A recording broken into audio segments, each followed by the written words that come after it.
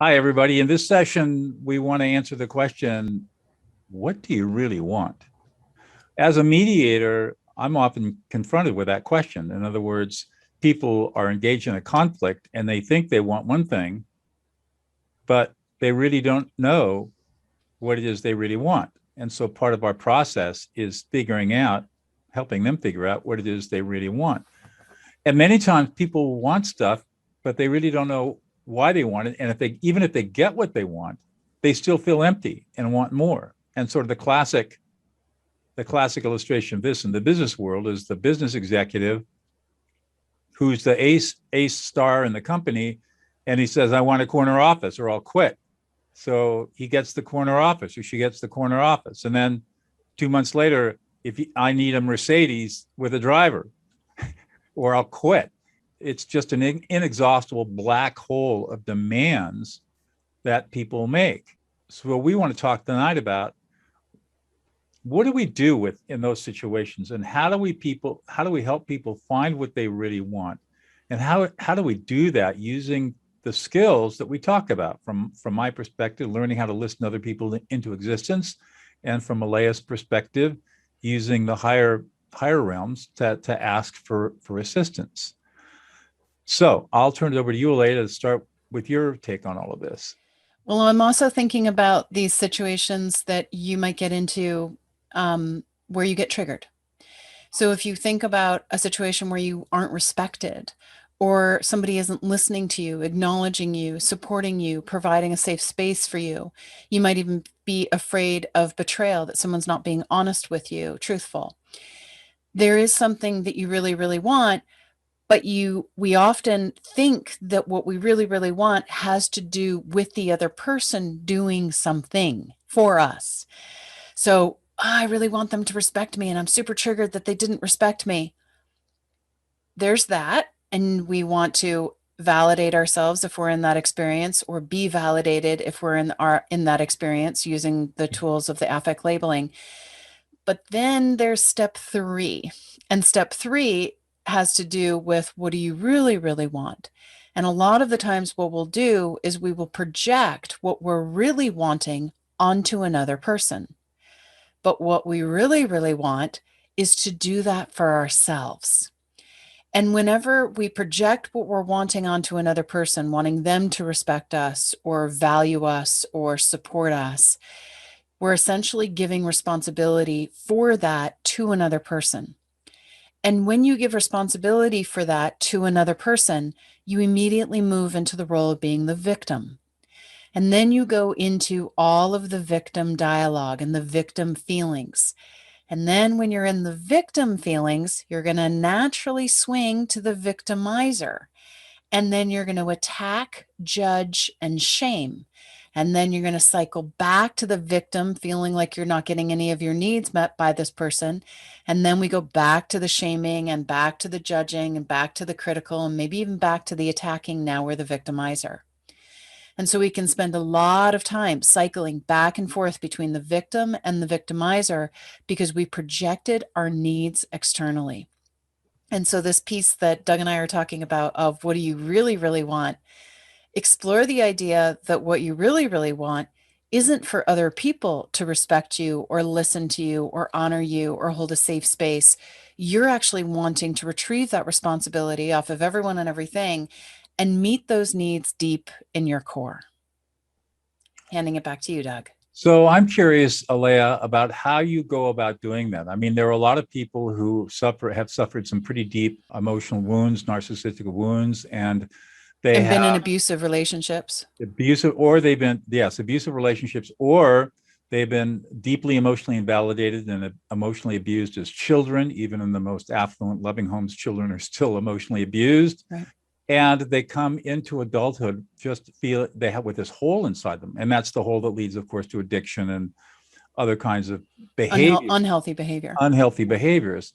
So people may feel this something, but how do they actually shift out of that so that they can be happy and whole again? Step 1, crank up the courage dial. Yes. Step 2, awareness that you're doing it, because we can't shift any behavior if we're not aware of it. And then we also want to understand the steps, because if we understand the steps and what we're doing, then we can start navigating and behaving and using tools that get a different result. So step one, crank up the courage. Literally imagine that you've got a courage dial in front of you. Crank it to 10, crank it to 20, crank it to 100, whatever works for you. And then step two, recognize, oh, I have this need. I want these people in my life to meet this need. And name one need. You might even write it down. And you could just do this right now. Think about one need that you have. Safety, that's big. Connection, that's a big one. Valued, being supported financially, emotionally, energetically. So just write down one need that you have. Maybe freedom. You might feel imprisoned in your life. Disrespected. So your need would be respect, which links to the value. And as you feel into that need, now take a moment and think about how many people in your life are not meeting that need for you. Oh, that person in my life, yeah, they don't really respect me. Oh, I don't feel really safe with that person. Oh, I don't feel supported by that person, and that person, and that person. But just with that one need, think about all the people in your life and who really meets that need. There might be one or two if you're lucky, but maybe no one does, not to the degree that you want it. And then as you get really clear on that process, now take a moment and feel into how that creates a grief, a sadness, a pain. Now we're in the victim. That's uncomfortable. And that's a slap. Slap, slap, slap, slap. Ow, ow, ow. Wake up. Aware. Ow.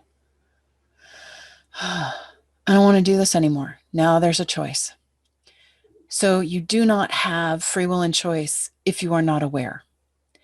And so when you use the pain of the victim, giving the responsibility away, having this need, not having this need met, all of that's very uncomfortable. And it's like the ice bucket. It's like the slap, and it's slapping you awake in an uncomfortable way.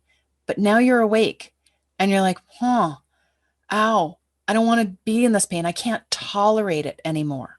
That's the indicator that you're ready to now go to the next step, which is making a choice, a different choice. And that choice, I'm not saying it's easy, but it stops the pain. The choice is, I'm going to retrieve that responsibility for those needs off of others. I'm going to meet that need deep in my core. I'm going to connect with something deep inside me that I really value, respect it, feel where it is my safe space. It is my supported space. It is what I am fulfilled by, whatever the need is. So whenever we're doing our inner work, we never want to think about what we've done in the outer world, because the outer world changes. We want to think about a quality that you have inside yourself that you really deeply value, like kindness or curiosity or courage or resilience or strength. If you feel like you've gotten just beaten down over and over and over again, you've got a certain amount of strength because you're still standing and you have all limbs intact, hopefully. And so you're like, oh, I got strength. Value that. See if you can feel how you respect that creates a safe space inside yourself. And then what you're doing is you're cultivating a stronger inner world.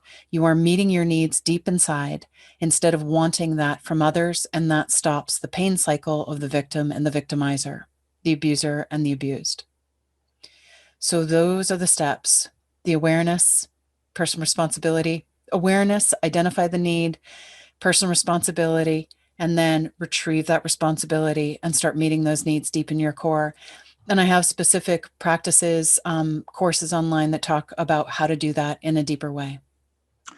So my take on that is that when people are in that place where they feel like they have a need to be respected or they're not heard, that they're having an emotional experience around whatever their perceived need is. That if they can begin to be aware of their emotional experience, to name their emotional experience, and this is hard.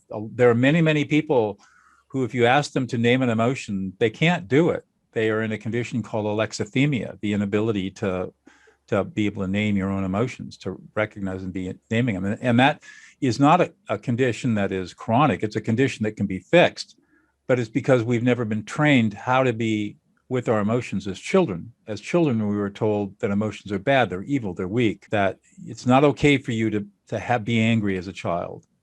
Yeah, dad can be angry, but that's okay. But it's not okay for a child to be angry. In fact, it's bad. You get sent to your room, no dinner. And we carry that into adulthood so that we do not have the ability to recognize, for example, when we feel disrespected, that it angers us, that it frustrates us, that it confuses us, that we feel sad, that we feel some shame and embarrassment, that we're not being respected when we should be respected, that maybe we even feel abandoned or unloved. And being able to identify the specific emotional experience that you have when any of this comes up. For example, if you're feeling judgmental, they hate me, they don't respect me, they don't like me. Well, what are the emotions that come up around that? Sadness, grief, anger, frustration, anxiety. Label all of the emotions that you even imagine might come up around that kind of a statement or a behavior, and just keep doing it over and over again as you become conscious of a behavior that you engage in where you're blaming or shaming or you're judging because you have a need that you want filled. Before you do anything else, identify the emotions that are underneath your blaming, shaming, and judging. What are you experiencing? Write them out on a piece of paper. And then every time you have that feeling again, or you have that experience, start labeling the emotional experience that's underneath it. And over a period of not very long, a couple of months, 3 months, 4 months, 5 months, you will start to feel a shift inside of you because the need to be respected or to be heard or be ignored and all the feelings that are underneath that, the emotions that are underneath that, are now going to become crystal clear to you. And you'll say, oh, I feel disrespected. I must be feeling really angry right now, or I'm feeling disrespected. I'm feeling confused, anxious. And what happens when you do that is your brain will calm down. The emotional centers will no longer be dominating your prefrontal cortex, and you'll be able to take control of your life. And I think that's when you can start engaging in Aleya's practice, which is dial up the courage, and then start taking back responsibility for your needs being met by other people. I'm going to say one more thing about that and then get your thoughts, Aleya. Part of what I see as a peacemaker, when people have these kinds of needs, I need to be respected or I'm being ignored or whatever. In some cases, there might be a legitimate complaint. People are truly being ignored or disrespected or stereotyped or abused for one reason or another. Or discrimination. Or yeah, because they're out of power. Right. They're out of social power. There are other people who have more power, and they use that power abusively, and that happens obviously a lot.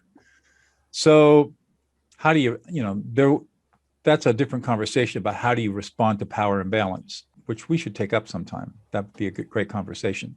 But I'm thinking of the situation where we're really not quite in that situation, where there's a power imbalance and there's overt stereotyping or that kind of abusive behavior.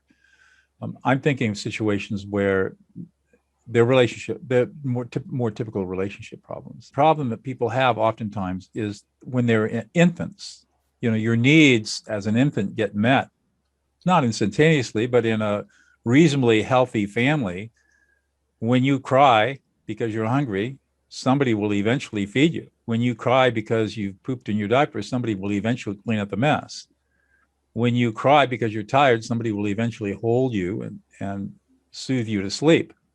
So you learn as an infant that you have these very basic physical needs that will be met by somebody else. Hopefully, in a reasonably healthy family.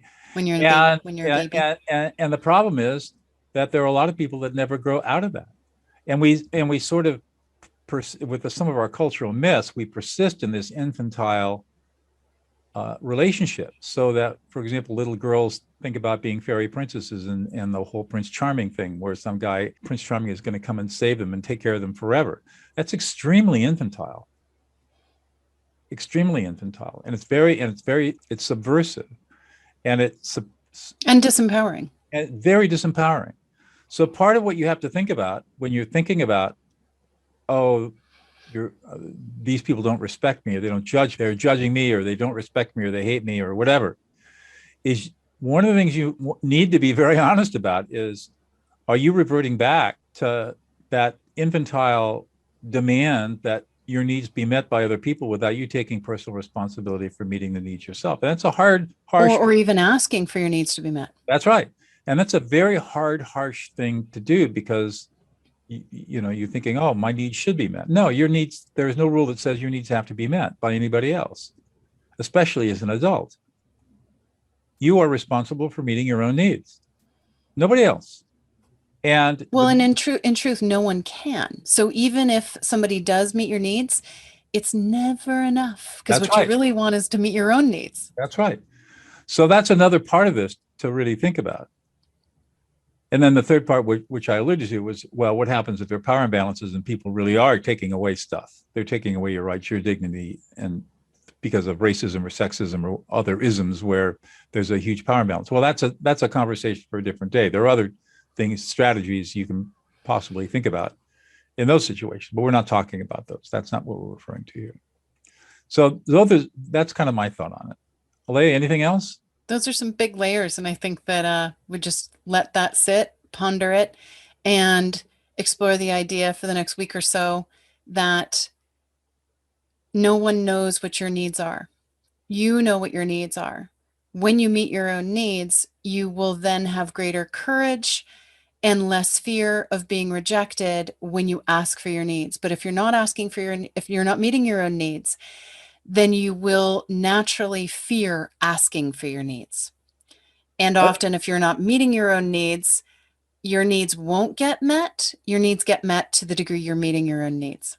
Often. I have to say this. I mean, because here's another problem that you've got to overcome. That is, when you were 2 years old or 3 years old, you were taught not to ask for stuff. Right. You were taught not to, if you ask for stuff, you're selfish, and being selfish is bad. So we were programmed as a little child to stop asking for needs. Mommy, I want a lollipop. Shut up. Mommy, I want clear. That. I mean, it's really a little extreme. Yeah. Yeah. And we carry that into our adult relationships, so that we are ashamed and fearful of asking our partner for a need to be met, because we were taught at a very young age that we're not supposed to do that we're bad if we ask for our needs. But then we have this, at the same time, we're caught in this infantile trap of saying, well, she can read my mind. She should clearly know what I need and just provide it without me even having to ask for it. And she can obviously read my mind. So what's the problem here? How come you never care for me? How come you never talk to me? How come you never do this for me? And you can start to see this gets layered, complicated. But maybe these ideas will help you begin to navigate the way through. So we'll wrap it up for this session. We'll see you again soon. Bye.